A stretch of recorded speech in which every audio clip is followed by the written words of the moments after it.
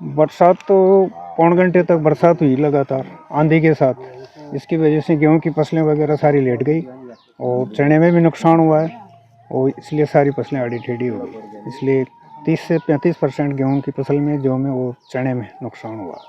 देखिए कई इलाकों में ओलावृष्टि भी हुई थी, ऐसे जहाँ ओलावृष्टि हुई वहाँ तो कोई बचा ही नहीं। गेहूँ में तो मुश्किल है, उनको काटना भी मुश्किल है और फसल लेना भी बहुत मुश्किल है जहाँ ओलावृष्टि होगी वहाँ तो। और जहाँ बरसात हुई है वहाँ भी 50% नुकसान मानो कहीं जगह तो। और कौन कौन सी फसलें खराब हुई? अब फसलों में तो ये जैसे चना था, सरसों तो कट चुकी लगभग। गेहूं में नुकसान है, जौ में है, चने में जीरा, धना, सौंफ और वेजिटेबल्स में भी नुकसान है। टोटल ये नुकसान हुआ है। अब क्या मांग करते हैं सरकार अब से? मांग तो काश्तकार यही करते हैं कि हमें मुआवजा दिया जाए। अब ये गवर्नमेंट की मंशा है। बाकी गेहूं में भी 30% से ज़्यादा ही नुकसान है। सरसों का भी बेहाल है क्योंकि सरसों इस साल ईल्ड बहुत कम हुई है। सरसों की सोइंग के बाद ही शुरू में बरसात हो गई। बरसात की वजह से क्या है, उसका मॉइस्चर की वजह से ग्रोथ नहीं हो पाई, इसलिए उसमें भी ईल्ड 2.5 से 3 क्विंटल पर बीघा के हिसाब से हुई है। जबकि और दिनों इस साल के मुकाबले और सालों 6 से 7 क्विंटल पर बीघा के हिसाब से ईल्ड होती थी सरसों में।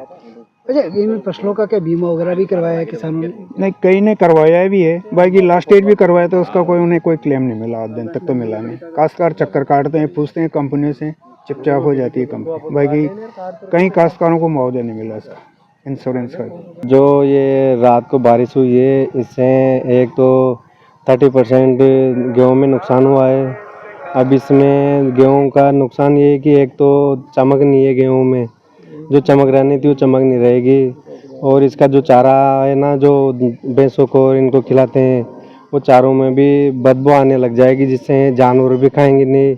और उससे किसान पहले ही कर्जे में है, अब वो अलग से, चलो गेहूं को तो खा लेगा अपने हिसाब से, लेकिन अभी चारा है, चारा मोल लाएगा तो उससे किसान फिर वापस वही कर्जे में डूबता रहेगा इस तरीके से।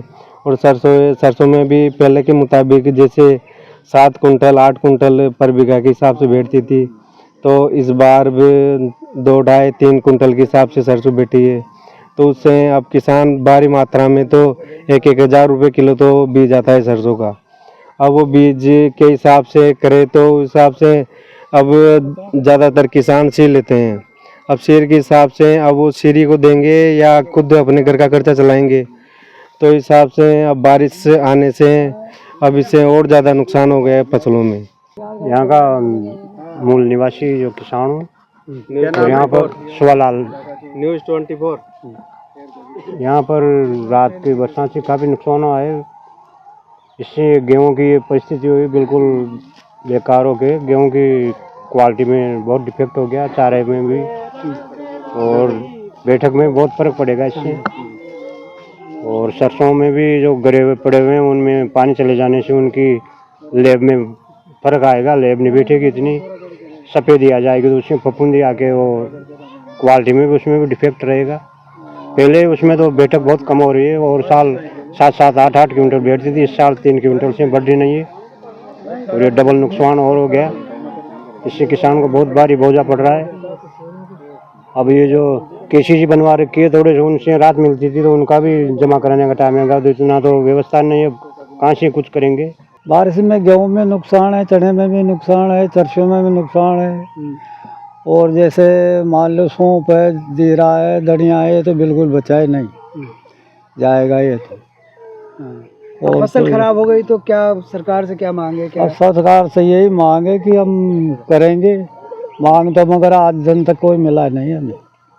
जब फसल की बुआई की थी तो क्या उम्मीद लगाई थी आपने कि फसल पकेगी? सभी लगाते ये उम्मीद तो भगवान से, भाई अपना परिवार पड़ेगा, कुछ हो जा, इसका ही करते हैं। अपन क्या करते हैं, जीवन का यही रास्ता है हमारे, तो और कोई रास्ता ही नहीं है।